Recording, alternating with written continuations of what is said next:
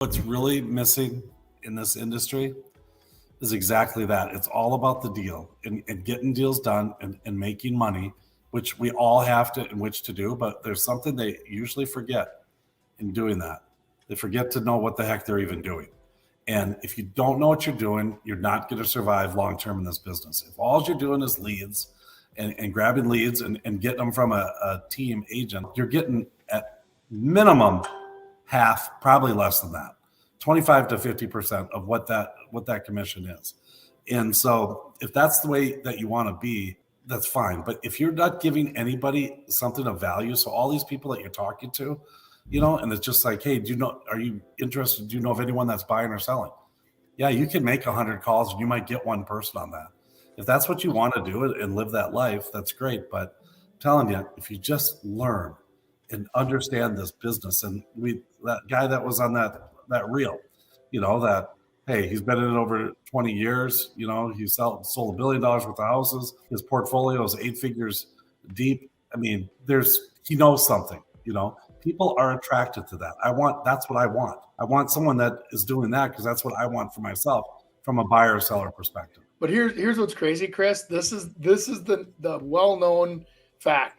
You want that real estate agent now with that experience. They're usually the same price as the one that's the click online brand new agent, because that's how, no offense to the consumer, but that's how foolish sometimes consumers are with not doing their research. And it's just whatever's available, whatever they click, and that's what they work with.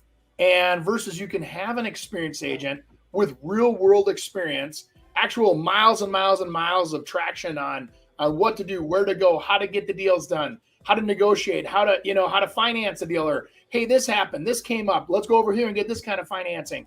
I mean, those agents, in my opinion, are the ones that will make you the most money. That's why they're successful. That's why they're busy, because they're good at what they do. Everybody needs to get a start somewhere in this business. But like I've said, if you're, I don't know, Chris, what is your opinion on that when it comes back to teams versus no teams? And that other agent, when you read that whole big paragraph of what they said, it depends.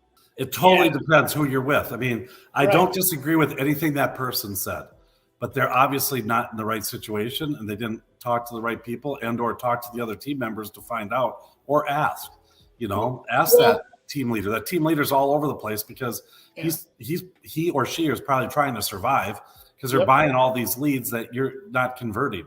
And that's why they give you scripts, because see what that's worked for them, but it might not be who you are. That's my point. I mean, if you don't have anything, you got to deal with what someone does. And I'll tell you what, getting the experience and at least having someone to talk to and call and getting some experience, it kind of goes into the way that then you want to do it.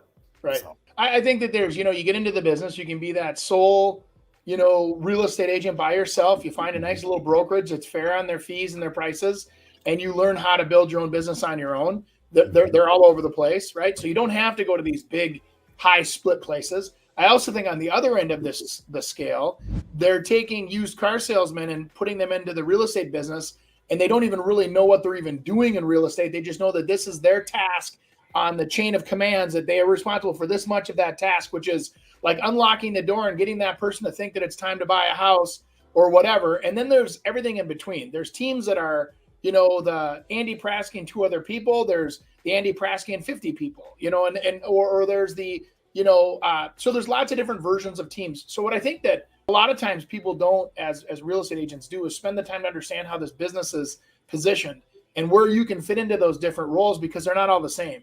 You can go from one big team where you make 10% of the commission and you feel like all you're doing all day is making cold calls and scripts. And those positions are high turnover jobs. A lot of these big teams have more than 200% turnover a year because these people can't stand the job or they don't like it. But in the meantime, that team has 200 agents making phone calls every day for them. And as you're dropping off the bottom, they're filling in somebody new on the top with the illusion that, hey, this is a big real estate transaction company. You can be part of our success. But you're one little cog in the wheel, and they know that you're going to break. And so they have lots of replacement parts behind you to replace you. On the other hand, I think it's important for real estate agents, like Chris was just saying, to learn how to write a purchase agreement, to learn to understand how to review a purchase agreement, how to do a listing agreement, understand what the different kinds of listings that are out there. and talk to people that are in your sphere of influence. Because here's the thing I'd say, as a new agent, you'd be shocked at, your old Uncle Billy that has the whatever company. Talk to Uncle Billy and say, listen, as a real estate agent, I'm getting into this business. I respect you. You built a business out of nothing. Your widget business is very successful. What would you give me for advice or recommend? Now you're recruiting that person to be on your team.